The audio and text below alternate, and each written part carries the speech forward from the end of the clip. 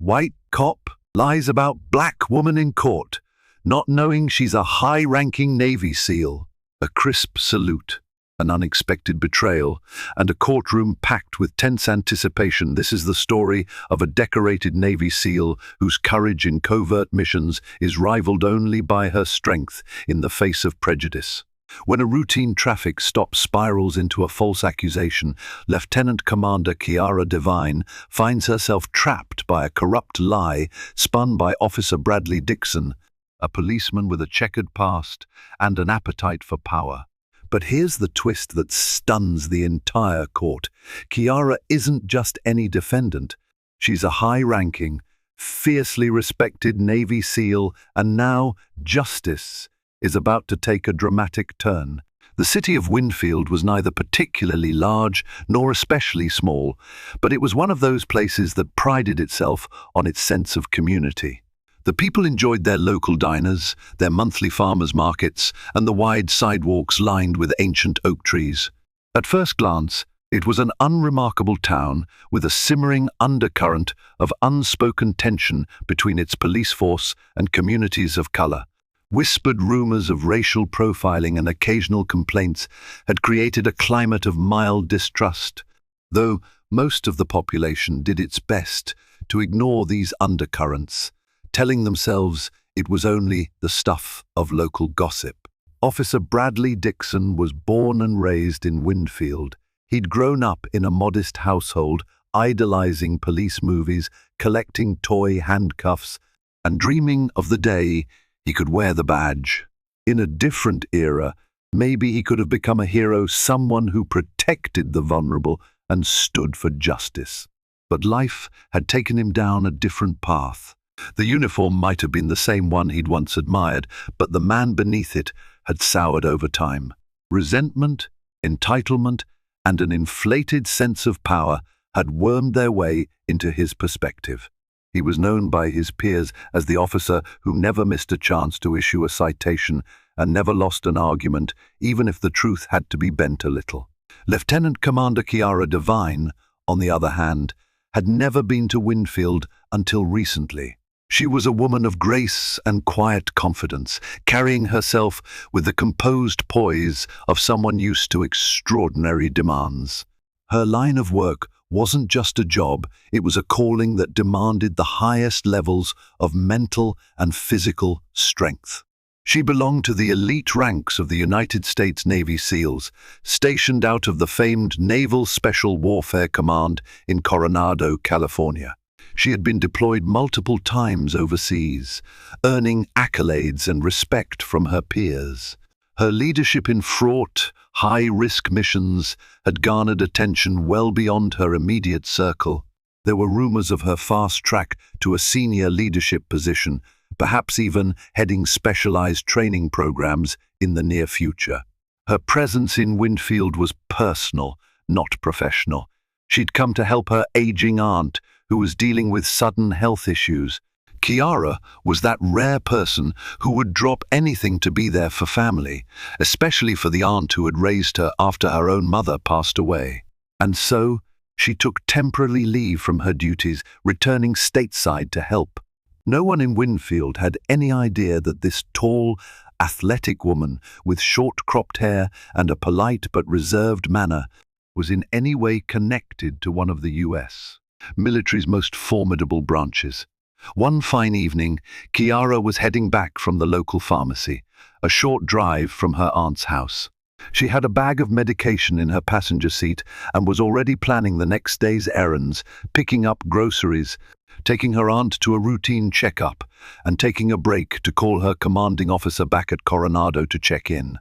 Her mind was elsewhere, not on the subtle flicker of blue and red lights that appeared in her rearview mirror. Officer Dixon had spotted her car, a sleek black SUV with out-of-state plates, coasting a bit above the speed limit. Winfield was known for its speed traps, but Kiara was unaware of the local norms. She slowed down immediately upon noticing the patrol car. Tension coiled inside her, but she tried to set it aside. Traffic stops were rarely pleasant for anyone, but she told herself that everything would be fine. She had done nothing seriously wrong, maybe a few miles over the limit, but nothing dramatic. But Dixon had already decided this was a situation of interest. He saw a black woman alone in an out-of-state vehicle and assumed it was his chance to flex his authority. A quick glance at her license would have told him that she was simply visiting a sick relative. Instead, Dixon began weaving a narrative in his head, convinced that she was up to no good, maybe running drugs or involved in some other illegal activity. He radioed in for a license plate check, ignoring the perfectly ordinary status of the vehicle. When Kiara rolled down her window, she greeted Dixon politely. "Good evening, officer. Is there a problem?" In that brief moment, Dixon took in her calm composure with a sneer. He decided to test her, to see if he could provoke fear. After all, intimidation was a tool he used often. He leaned forward, scanning the interior of her vehicle for anything out of place. "License and registration," he barked, ignoring her question. Kiara complied, silently reminding herself that she was not required to mention she was military, let alone a Navy SEAL. She rarely shared personal details unless it was essential. Let this be a simple traffic stop, she thought. No need to complicate anything. But as the minutes passed, Dixon made his intentions clear. He walked back to her car and began asking aggressive questions. Where was she coming from? Where was she going? Had she been drinking tonight? Did she have anything illegal in the car?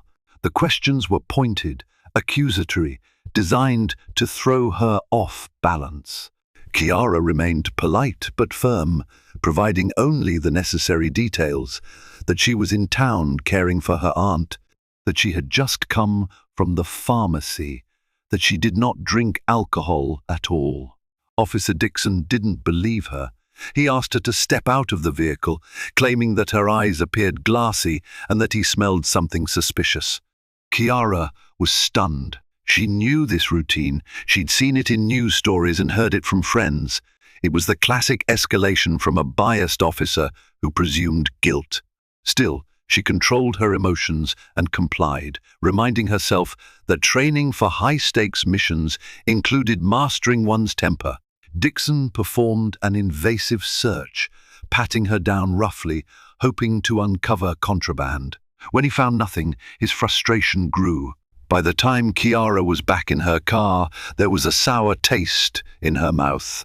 The traffic stop ended with a warning ticket and an implied threat. Dixon let her go, but not without searing her license plate number into his memory. Certain he would cross paths with this suspicious driver again. As Kiara drove away, she felt her heart pounding. She'd faced life-threatening dangers across the globe, but this kind of racial profiling at home struck a deeper chord. She refused to let it rattle her composure, but she couldn't shake off the sense of violation. In her experience, the greatest threat to a person's well-being wasn't always an enemy with a gun on foreign soil. Sometimes it was an abuse of authority right in your own backyard. Little did Kiara know the traffic stop was merely the first step in a series of events that would thrust her into a courtroom where the truth would be twisted beyond recognition. And Officer Bradley Dixon, so certain of his own power, would learn a lesson he could never have predicted, especially when the woman he tried to frame revealed her true identity as one of the Navy's elite. 3 days passed with relative calm. Kiara busied herself with caring for her aunt, driving back and forth to the local hospital, picking up groceries, making sure her aunt's prescriptions were in order. She received daily phone calls from concerned family members, and she always reassured them that everything was under control. If anything, she was grateful for the slower pace. After years of breakneck missions around the world, a quiet, small-town routine, even under stressful family circumstances, was a welcome change. Still, in the back of her mind, the encounter with Officer Dixon lingered like an unpleasant smell that wouldn't quite dissipate. She tried to push it out of her thoughts, telling herself that it had been a minor incident, A single moment of prejudice she could endure. She never expected it to escalate, but escalate it did. On the morning of the fourth day, Chiara was at the local grocery store, comparing labels for low-sodium soup for her aunt's new dietary restrictions, when her phone buzzed. It was the hospital staff calling to confirm an appointment. She was finalizing the schedule when she noticed two uniformed police officers walk into the store, scanning the aisles as if on a mission. She recognized one of them immediately, Officer Dixon, his eyes locked onto hers. There was something in that gaze, a cold satisfaction, as though he'd been hoping to run into her again. Chiara's pulse quickened, but she willed herself to remain calm. She finished her call, hung up, and went back to reading labels. She had every right to be there. If Dixon wanted something, he'd have to approach her. And he did. He came straight toward her, a second officer following an older man with tired eyes who looked more reluctant than anything. Dixon paused in front of Chiara, crossing his arms. "Miss, we need to have a word with you," he said. There was no please, no courtesy. She frowned, placing the soup can in her cart. "Is there a problem, officer?" He gestured for her to step aside, ignoring the curious glances of other customers. "We have reason to believe you might be connected to a recent theft in this area. We'd like you to come with us for questioning." Chiara blinked in disbelief. "A theft? I have no idea what you're talking about." His lips curled into a near smirk. "We received a report from a local shop owner about a suspicious woman matching your description carrying stolen goods." The older officer behind him cleared his throat. "Officer Dixon," but Dixon shot him a warning glance, cutting him off. His voice bristled with intimidation. "We can do this the easy way or the hard way. I'm sure you understand." Chiara stood her ground, looking him directly in the eyes. "I haven't stolen anything, and I'd appreciate it if you provided some evidence or a formal complaint before accusing me publicly like this." Dixon's response was immediate and aggressive. "Are you resisting an investigation? Because if you're interfering with a police investigation, that's grounds for arrest." At that moment, Chiara felt a surge of anger. She remembered countless missions where she had been forced to keep her cool in far more perilous circumstances. This was no war zone, but the tension felt as suffocating as any firefight. She suppressed her anger with disciplined composure. "I'm not interfering, I'm just asserting my rights. If you truly have grounds, then I will cooperate. But you should know I am recording this interaction," she said, pulling out her phone. Dixon's face hardened. Her calm defiance, backed by a cell phone camera, was not what he expected. The older officer cleared his throat again, discomfort etched on his features. "Look, ma'am, we're just following up on a tip," he said, in a somewhat gentler tone. "If it's not you, this will be cleared up quickly. We can handle this discreetly." With that, Chiara decided not to escalate the confrontation inside a public store. She nodded. "Fine, but I'm finishing my grocery shopping first. My aunt needs these supplies." "You're coming with us now," Dixon snapped, reaching for her arm. She pulled away, her training allowing her to avoid his grip without seeming aggressive. "You do not have the right to manhandle me without probable cause," she said firmly. "If you want to escort me somewhere to talk, fine, but do not lay a hand on me unless you plan to arrest me." A silent storm brewed in Dixon's eyes. For a split second, he looked like he might actually arrest her on the spot, but the presence of bystanders and the older officer's hand on his shoulder restrained him. "We're waiting outside," he finally said. "Don't even think of running." Chiara watched as both officers left, feeling a cocktail of anger, frustration, and fear swirling within her. She knew she had done nothing wrong, but she also knew how easily lies could become official accounts. She finished her shopping with trembling hands, her phone still recording surreptitiously, capturing the lingering stares of curious customers. Outside, the officers didn't immediately cuff her or read her any rights. Instead, they demanded she accompany them to the station for questioning. Chiara agreed, not wanting to create more chaos in public. Yet, a voice inside her screamed that something was off. This wasn't a standard procedure for a tip about shoplifting. This felt more like harassment specifically orchestrated by Dixon. At the station, she was escorted to a small interrogation room. Tension coiled around her like a snake. Dixon took the lead, flipping through a thin folder, mostly blank pages, as far as she could see, while the older officer leaned against the wall, arms folded, looking unhappy about the entire situation. "What do you know about the theft that took place at Lakeview Electronics last night?" Dixon asked, his tone dripping with condescension. Kiara felt her jaw tighten. "Nothing. I was at home with my aunt." She knew she could prove this, as she'd been at her aunt's bedside most of the night, even calling a hospital nurse around 10 p.m. to clarify medication instructions. "Oh, you were home, were you?" Dixon flipped a blank page. "Can anyone verify that?" "My aunt, the nurse we spoke to on the phone last night," she replied, struggling to keep her voice level. "I'm sure the phone records at the hospital confirm my call." "So you say?" Dixon gave her a skeptical look, then shrugged, feigning disinterest. "Well, we'll confirm your story. Until then, you're free to leave, but I'd advise you not to leave town. We might have more questions." Kiara stood up, heart pounding, but her outward expression composed. She thanked them curtly and headed for the door. The older officer moved aside to let her pass, giving her a look that might have been sympathetic, as though even he realized something wasn't adding up.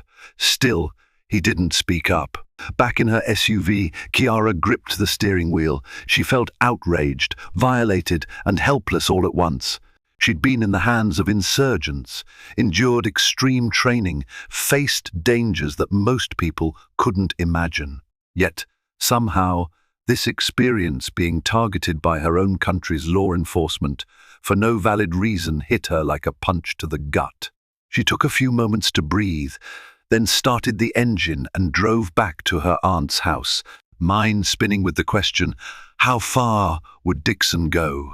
Officer Bradley Dixon's shift ended that evening, but his obsession with Kiara Devine did not.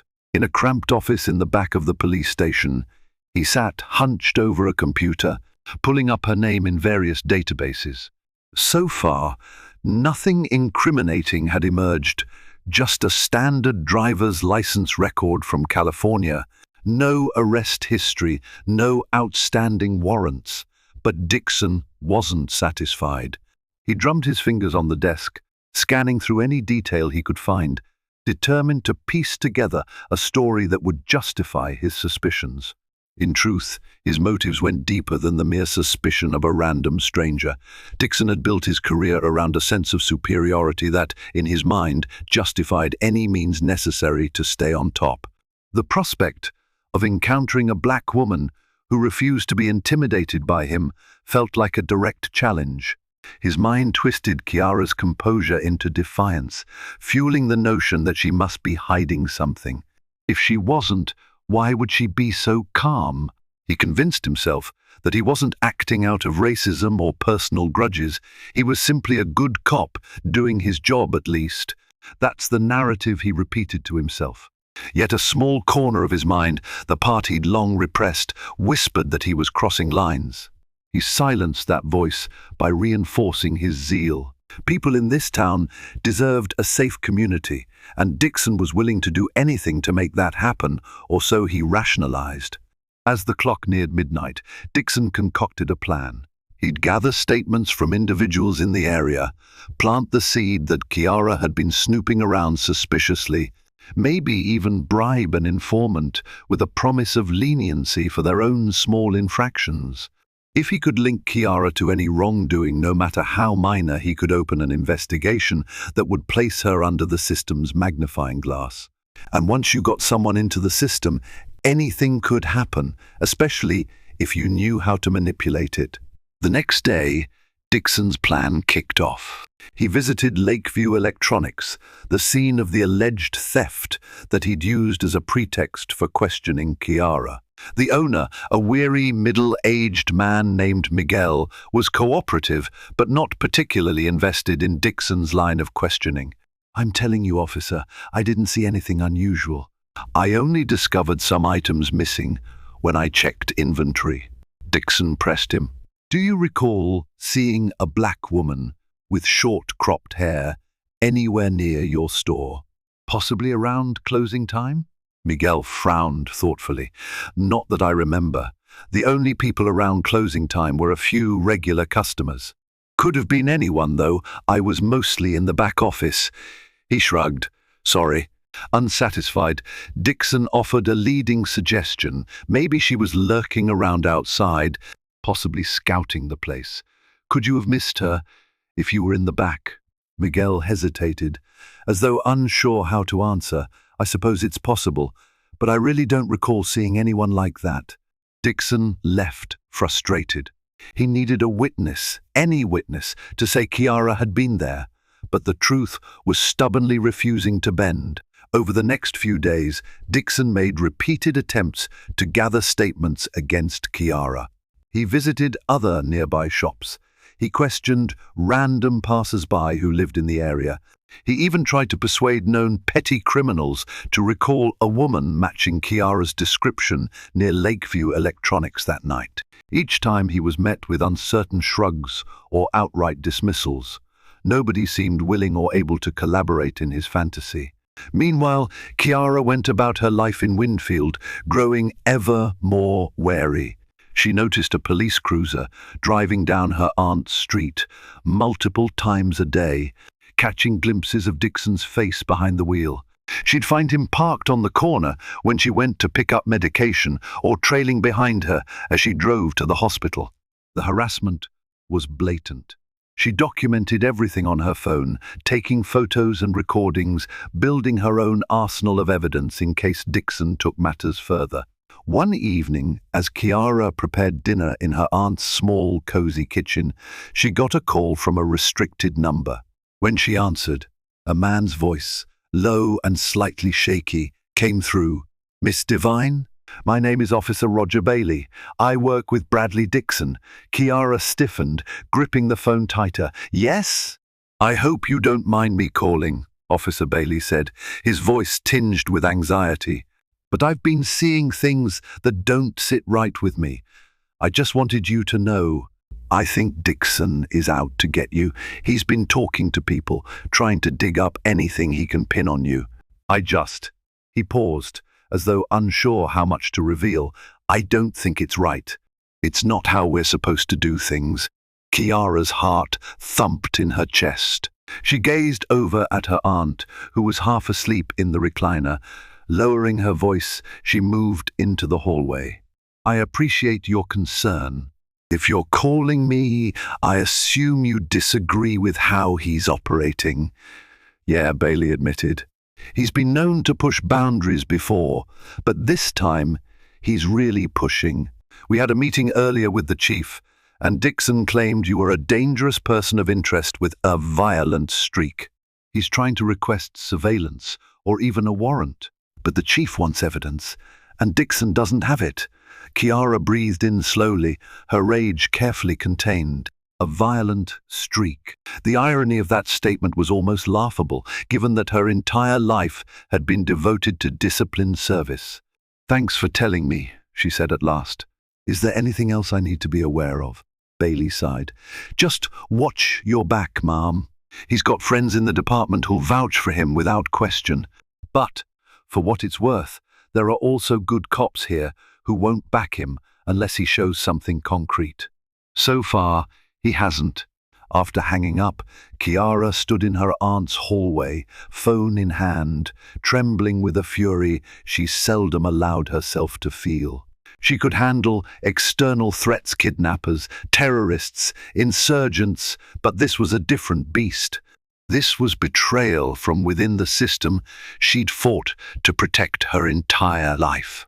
In that moment, she resolved something. If Dixon was bent on a confrontation, he would face a battle he never saw coming. She would not cower or leave town. She would fight him on her own terms, and if he dared to drag her into court, well, that was when she'd reveal exactly who she was. Still, she hoped it wouldn't come to that. For now, her priority was her aunt's health. She couldn't afford to let Dixon's harassment derail her, but her decision would soon be taken out of her hands. Just after midnight on a humid Wednesday, Kiara was jolted awake by pounding at her aunt's front door. She sat up in bed, heart hammering, and quickly threw on a robe before hurrying to the door. Her aunt, frail and disoriented, peeked out from her bedroom, asking if everything was okay. Kiara gestured for her to stay put and cracked open the door. There stood Officer Dixon and two other uniformed officers, official and stern-faced, with flashlights blazing. The harsh beams of light lit up the front hallway, reflecting off the polished wood floor. "Open up." "We have a warrant," Dixon announced triumphantly, brandishing a slip of paper. A swirl of panic ran through Kiara. "A warrant for what? What is this about?" she demanded, stepping onto the porch. She kept her voice low, worried about her aunt's health. The last thing her aunt needed was this kind of stress. "We have reason to believe you were involved in a hit-and-run earlier tonight," Dixon said, barely concealing his smugness. "A vehicle registered to you was spotted fleeing the scene of an accident on Route 17. There's damage to the other car, and the driver is in critical condition." Kiara's mind reeled. She had been home all evening, preparing a meal and comforting her aunt. Her SUV hadn't moved from the driveway since she'd returned from the hospital around 5 in the afternoon. This was a blatant fabrication. She glanced behind Dixon at her driveway and saw her SUV parked exactly where she left it. No sign of damage. "That's impossible," Kiara said, voice steady despite the storm of anger inside her. "My car hasn't moved. Maybe someone can confirm that," Dixon sneered. "But until then, we have a warrant for your arrest on suspicion of leaving the scene of an accident. Please step outside. We're searching the premises too." At that, one of the officers stepped forward. The tension was suffocating. Kiara had a million thoughts racing through her head. She should gather evidence, call a lawyer, call her commanding officer, do something. But the moment was happening too fast. She saw the second officer peer around her, noticing her aunt standing in the hallway, trembling. "Is that your mother?" the officer asked. "My aunt," Kiara replied, keeping her tone cold. "Please, don't upset her. She's ill," the second officer murmured, but Dixon pressed forward, stepping into the house with the warrant held high. "I said, we have a warrant. We're searching," Dixon repeated. He turned to Kiara. "Turn around, hands behind your back. You're under arrest." Kiara complied, feeling an unprecedented sense of disbelief.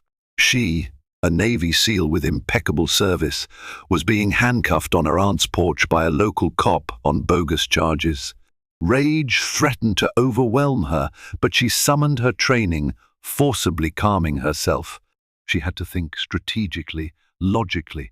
Dixon recited the Miranda rights in a perfunctory manner, clearly relishing the moment. The metal cuffs bit into Kiara's wrists, and she inhaled slowly, forcing herself not to resist.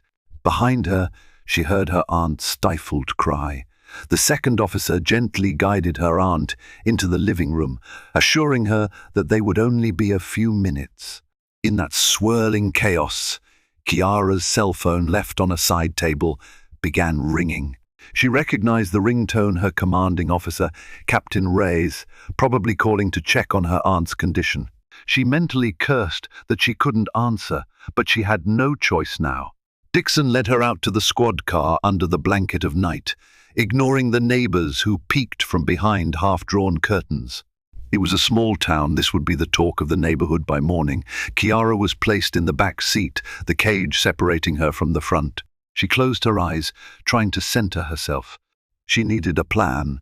At the station, she was processed like any other suspect, photographed, fingerprinted, and locked in a holding cell.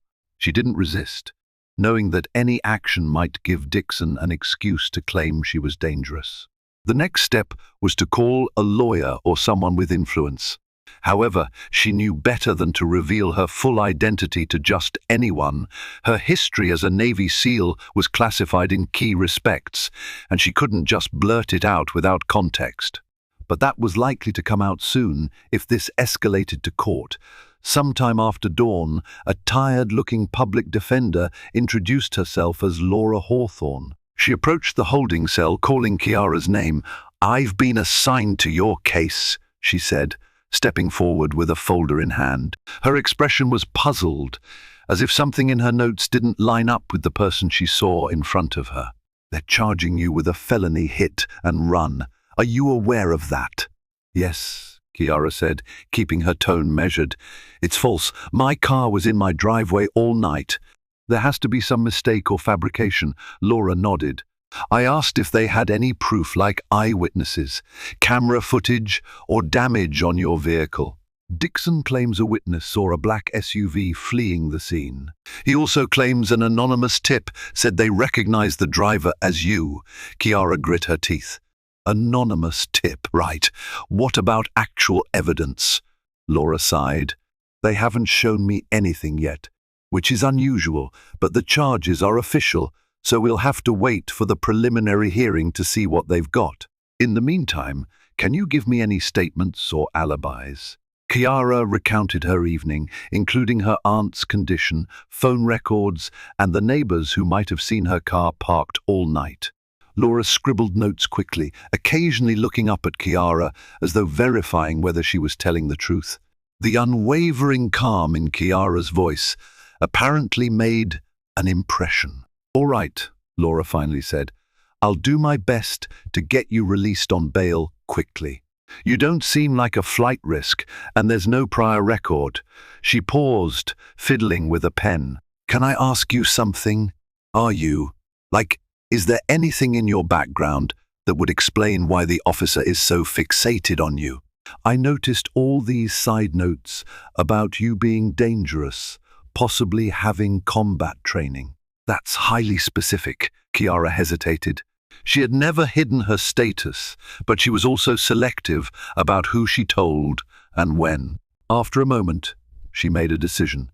"Yes, I have a military background, but it's not relevant to these charges. If need be, I will prove it in court." Laura gave a half nod. "Well, okay, let's keep that in our back pocket for now. It might become very relevant if we suspect a personal vendetta." As Laura left, Kiara leaned against the cold cinder-block wall of the holding cell.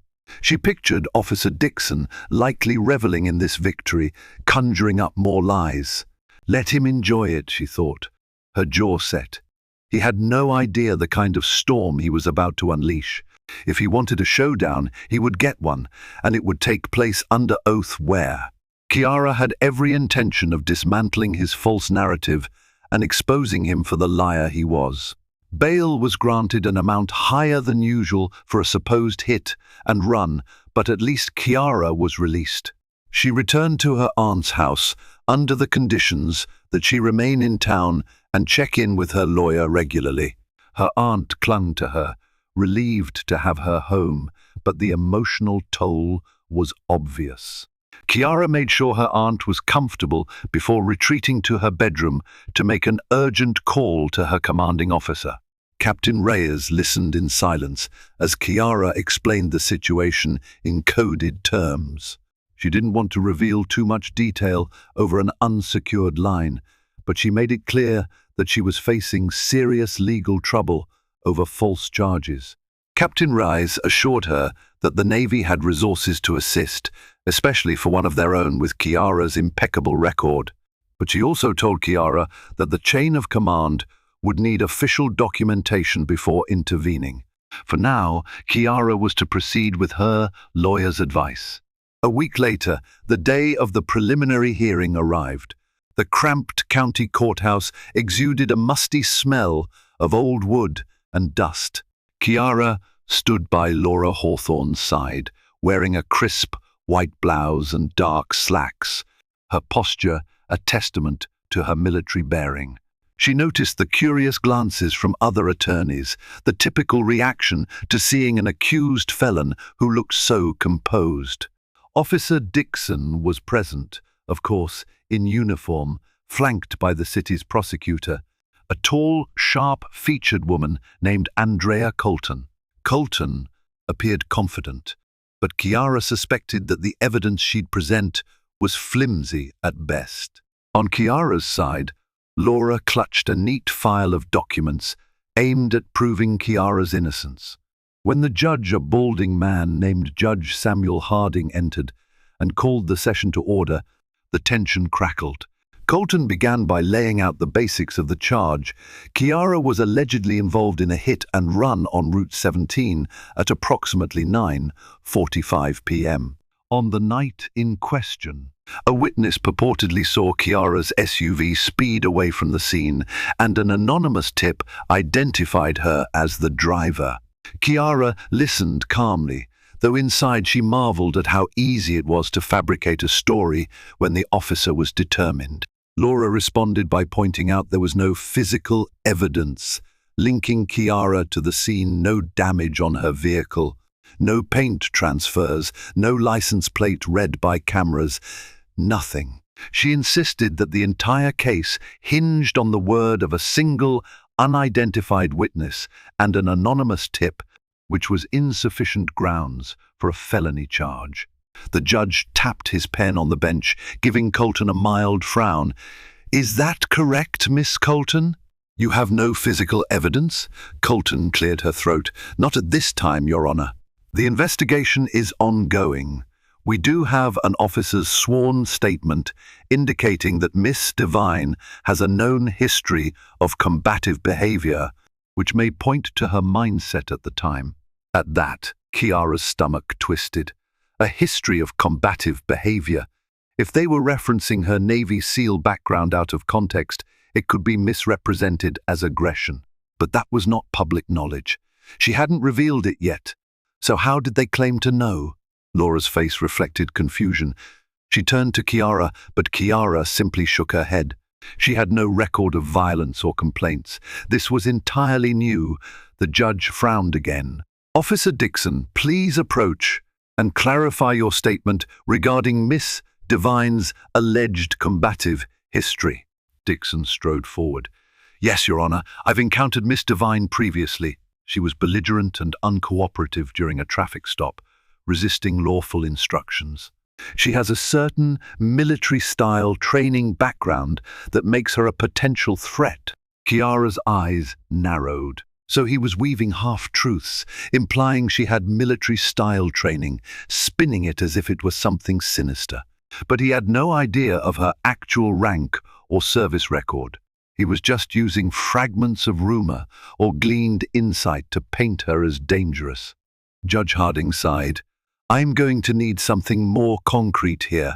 At this point, I'm inclined to see this as a weak case.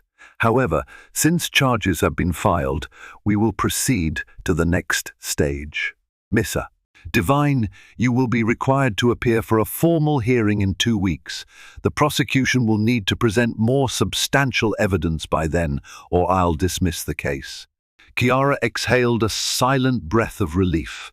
The judge was skeptical of Dixon's claims. This was a good sign. Yet, it also meant 2 more weeks of living under this cloud, and who knew what else Dixon might manufacture. As the session concluded, Chiara gathered her things. Laura gave a small smile. "That went better than expected," she whispered. "The judge is on to their lack of evidence. 2 weeks might be all we need." Chiara nodded. Her eyes flicked to Dixon, who glared at her with undisguised contempt. She wondered how many more lies he might tell if cornered. She also noticed the prosecutor, Andrea Colton, flipping through documents, her brow furrowed. Perhaps even she realized this case was built on shaky ground. On her way out, a man in a civilian suit approached, tapping Chiara lightly on the shoulder. He extended a hand.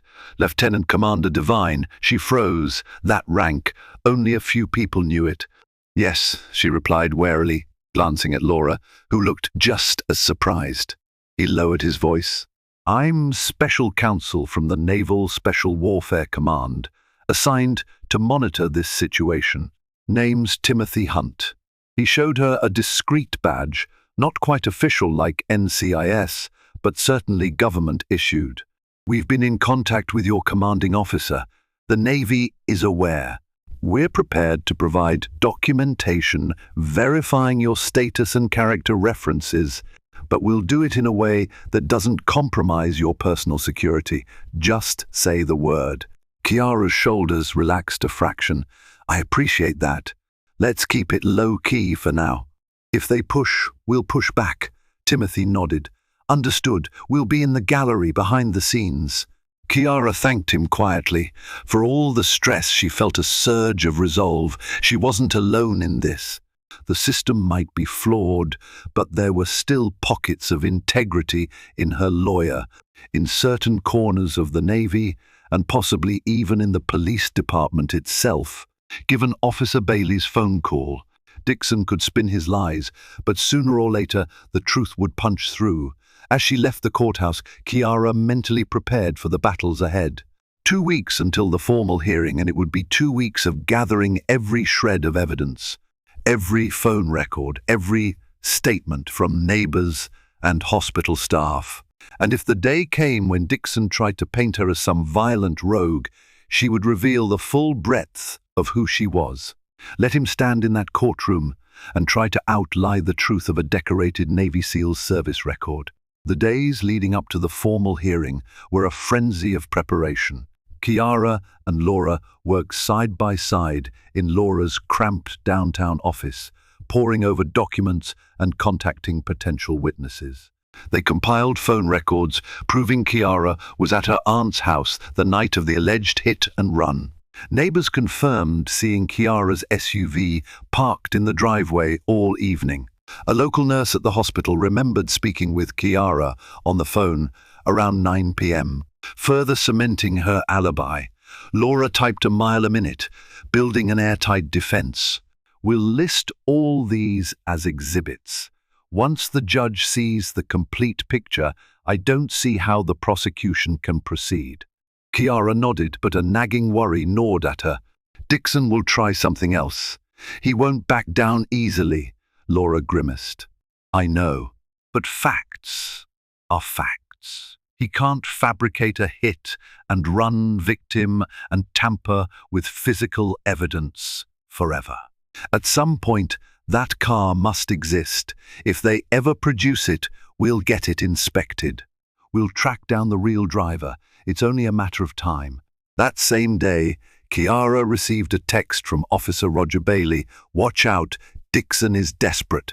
He's planning something with the local prosecutor. He might bring in old confessions from other suspects or try to find a random eyewitness willing to lie. Kiara clenched her phone, grateful for the warning but troubled by the extent of Dixon's manipulation. Despite the turmoil, Kiara kept her aunt's care as a top priority. She accompanied her aunt to medical appointments, took care of the house, and maintained phone contact with the Navy.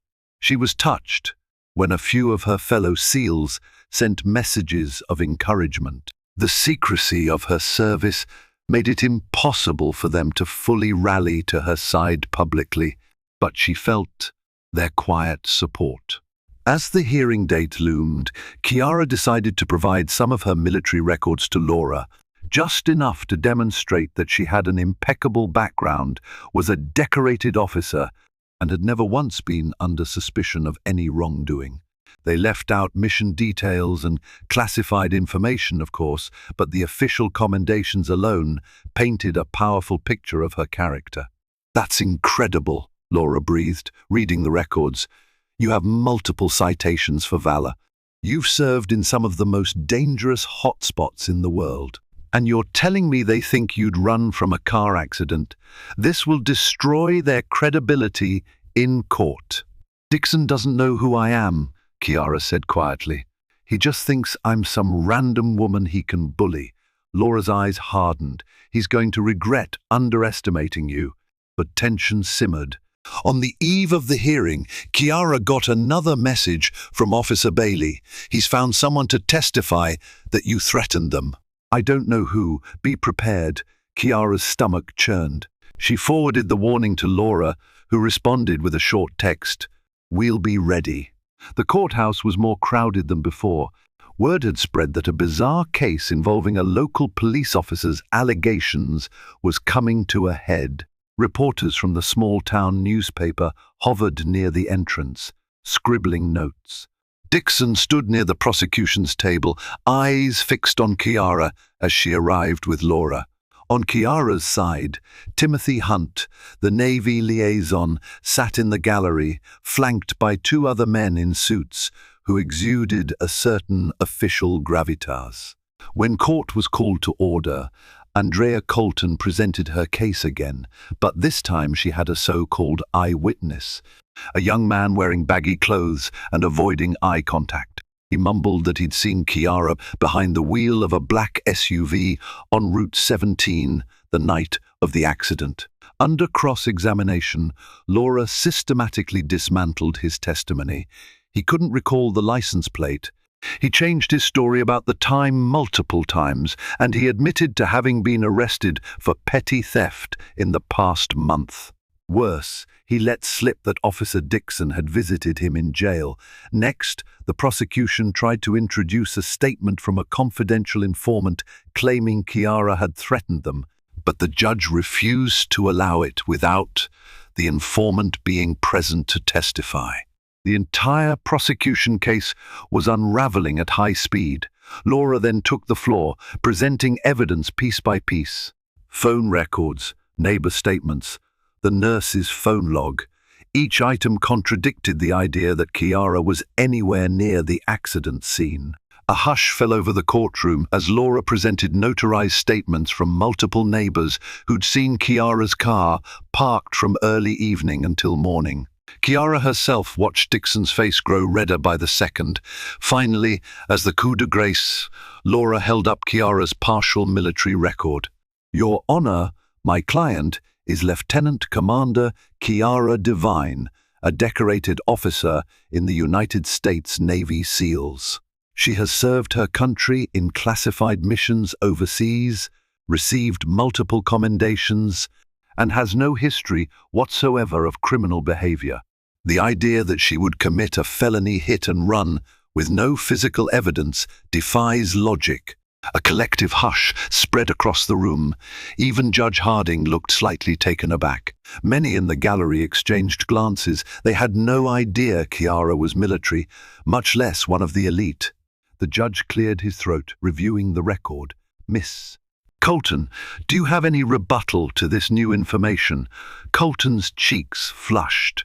Your Honor, we were not made aware of her Navy SEAL status, nor have we had time to verify these documents. Laura's voice cut in, polite but firm. All documents are officially certified by the Department of the Navy. If Miss Colton requires verification, we have a representative from the Naval Special Warfare Command here. Timothy Hunt stood up in the gallery, nodding at the judge. Yes, Your Honor, I can confirm everything. Miss Devine's counsel has submitted. Judge Harding took a moment to review the official seals, glancing up at Timothy. Then he looked down at the prosecutor. Miss Colton, we must consider the credibility of an individual with such a service record. Coupled with the alibi evidence, this case appears extremely weak. Colton swallowed, flipping through her own notes in vain. She turned, as though expecting Dixon to step forward with a last-minute revelation. Dixon stood, face pale, but said nothing. The judge removed his glasses. I see no basis for this case to proceed to trial. Miss Devine, the charges against you for hit and run are dismissed, and your record shall be cleared of this accusation. Court is adjourned. A burst of emotion coursed through Kiara's body. Relief washed over her, but so did a burning anger at how easily a lie had nearly derailed her life. She exhaled a slow breath, giving Laura a heartfelt hug. Timothy Hunt and the Navy reps offered discreet nods of congratulation. Across the aisle, Dixon looked ready to explode. He abruptly turned and stormed out of the courtroom, ignoring reporters' questions. He vanished into the hallway before Chiara could confront him. Within minutes, Chiara was surrounded by well-wishers, her neighbors, her aunt's friends, and a handful of curious spectators who simply wanted to shake the hand of a real-life Navy SEAL. Chiara managed polite smiles, but her mind was already spinning to the next step. The false charge might be dismissed, but Dixon remained a sworn officer with the power to harass or threaten her again. She had no doubt he was already plotting his next move. Dixon's behavior in the days after the dismissed case was erratic. He called for internal meetings at the station, demanding that new investigations be launched against Chiara. He ranted about special treatment and implied that Chiara was dangerous. His colleagues, tired of his vendetta, mostly ignored him or tried to placate him. Officer Roger Bailey discreetly relayed updates to Chiara, warning her that Dixon might attempt a desperate measure. Meanwhile, Chiara filed an official complaint with the local police department, detailing Dixon's harassment, false arrest, and abuse of power. She attached evidence, including the recordings from her phone, statements from her neighbors, and a letter from the Navy verifying her character and record. The local chief of police, a middle-aged woman named Chief Tanner, initiated an internal review.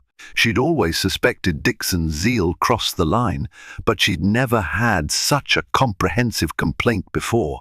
At the same time, Chiara's lawyer, Laura, advised her to file a civil lawsuit against Dixon and the department for false arrest and emotional distress. Chiara wrestled with the decision. Lawsuits were messy, expensive, and time-consuming. But then she thought about her aunt, still trembling from the memory of police barging into their home in the dead of night. She thought about how close she came to seeing her reputation and freedom ruined. The principle was too important to ignore, so Chiara filed the suit. It was not just about personal vindication. It was a stand against the kind of systemic abuse of power that had targeted her. The local media latched onto the story. Decorated Navy SEAL sues police for wrongful arrest. The headlines stirred a public debate about police accountability. Some sided with Dixon, claiming Chiara was playing the race card and using her military clout. But many were outraged that a local cop could so blatantly harass and lie about an innocent citizen, especially one who had served the nation at the highest level. As the civil suit moved forward, Chief Tanner's internal review uncovered more skeletons in Dixon's closet. A pattern of complaints from other residents, mostly people of color, began to emerge. Minor traffic stops escalated into aggressive searches. Small civil infractions turned into bigger charges, with suspicious statements from Dixon. Internal affairs found that Dixon had even been reprimanded for filing misleading reports years ago, though it had never led to a termination. Now, with Chiara's high-profile case shining a spotlight on him, the department could no longer ignore the mounting evidence. News reached Chiara that Dixon had been placed on administrative leave pending investigation. She exhaled a tense breath. Finally, something was happening. But she also knew that administrative leave was not the same as justice. She braced herself for the next chapter. A hearing date for the civil lawsuit was set, but prior to that, Dixon was summoned to a deposition, required to testify under oath about his actions. Chiara attended the deposition along with Laura, seated across a polished conference table from Dixon and his own lawyer, an older man who looked perpetually annoyed at his client's impulsiveness. Dixon's lawyer tried to paint Chiara as combative, insinuating that her military mindset might have led her to be aggressive during the traffic stop. In response, Laura calmly played a series of audio and video clips from Chiara's phone. The recordings showed Dixon's hostility and Chiara's composed cooperation. Dixon visibly squirmed as the recordings played. He tried to object, claiming they were recorded without his knowledge, but Laura cited state laws allowing recording of public officials in the course of their duties. The lawyer's face fell. Next, Laura produced official statements from multiple witnesses who confirmed Chiara's version of events. Finally, she showcased Chiara's phone records from the evening of the supposed hit and run, which placed her at home. Each piece of evidence chipped away at Dixon's facade until he was left with no rational defense except to lie outright. And lie he did. But this time, lying had immediate consequences. The court reporter noted Dixon's inconsistent statements. Laura grilled him on each discrepancy, citing earlier police reports that contradicted his current testimony. With each cornered lie, Dixon's face grew more flushed, his voice more strained. His own lawyer looked ready to collapse. When the deposition ended, Dixon was a wreck. He stormed out without making eye contact, mumbling about biased courts and setups. Chiara watched him leave with a cool gaze, feeling a pang of pity. She'd seen men unravel in the face of failure before, but rarely on home soil. This was a different battlefield, one of facts, law, and moral principles, and Dixon was out of his depth. A month later, the Internal Affairs investigation concluded, recommending that Dixon be terminated for misconduct. Chief Tanner, though wary of controversy, acted decisively. She informed Dixon that he was fired, effective immediately, and that the district attorney's office would be reviewing his actions for potential criminal charges of perjury and falsifying evidence. The news spread like wildfire. Public opinion, which had been split, now leaned heavily against Dixon. In a last-ditch effort, Dixon attempted to claim he was being scapegoated by the department. He gave a brief interview to a local news channel, describing Chiara as intimidating and secretive, repeating claims that she had special training that made him fear for his safety. But by then, too many facts had surfaced that revealed Dixon's pattern of dishonesty. His words rang hollow, and the news station cut the interview short. Chiara, meanwhile, pressed forward with her civil lawsuit. The department, desperate to avoid a costly trial and bad publicity, agreed to settle, awarding Chiara a substantial sum. The settlement included an official apology from the city and a public statement affirming Chiara's innocence. Although money could never fully right the wrongs she'd endured, the settlement served as a powerful signal that Dixon's abuse of power would not be tolerated. When the checks were signed and the settlement formalized, Chiara felt a rush of relief. She thought of her aunt, who could now receive better, long-term care with the settlement money. She thought of the countless people who, unlike her, might not have had the resources, training, or support to fight back against an unjust system. She resolved to donate a portion of the settlement to organizations that helped victims of wrongful police conduct, hoping to spark change on a broader scale. Dixon's final comeuppance arrived a few weeks later when the district attorney announced that perjury charges would be filed against him. Ironically, the lie that sealed his fate was a small detail in his sworn statements about Chiara's traffic stop, a detail that contradicted body camera footage from his partner's device. Sometimes it's the little lies that unravel everything. Chiara received the news at her aunt's bedside in the hospital. She stared out the window at the bright morning sun, feeling a strange mix of satisfaction and sadness. Satisfaction because justice had finally caught up with Dixon. Sadness because she knew how deeply broken the system must be for this kind of abuse to happen in the first place.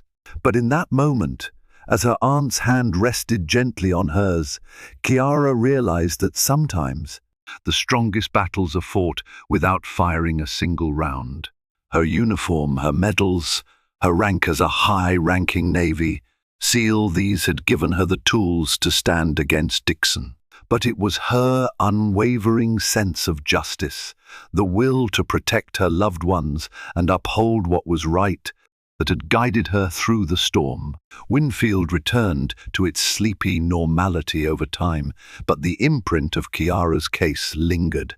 The police department underwent an audit, unveiling deeper issues of bias that the town council finally addressed.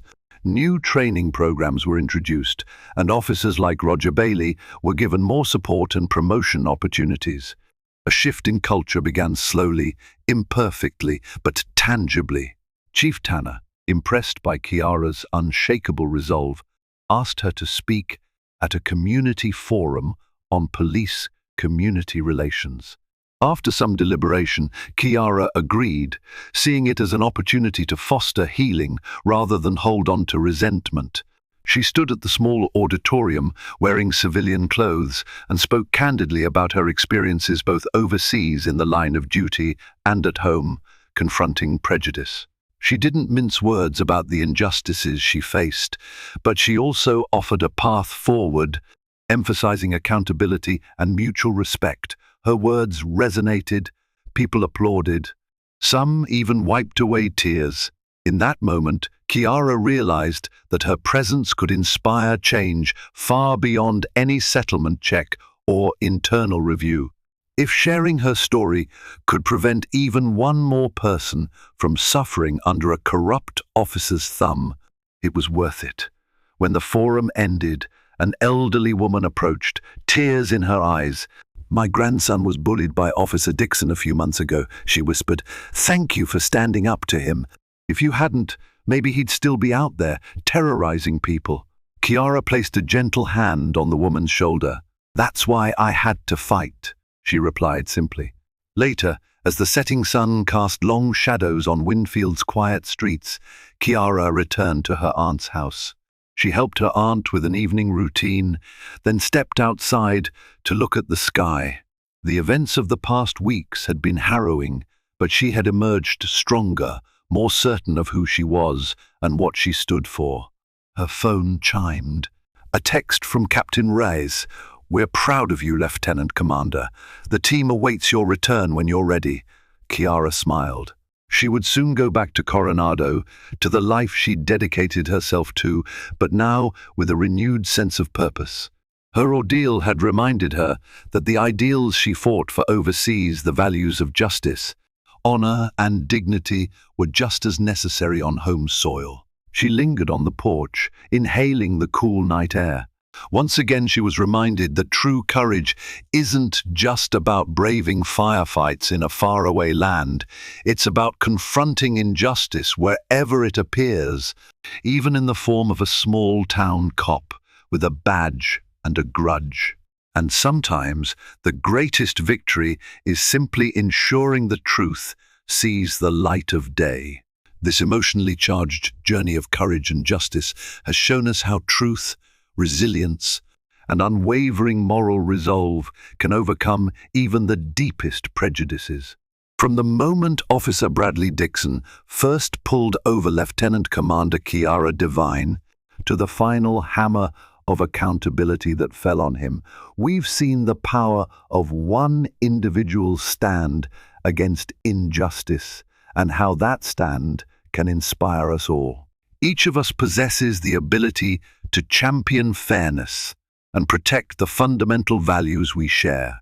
Now, if you enjoyed this narrative, be sure to like, share, and subscribe to our channel.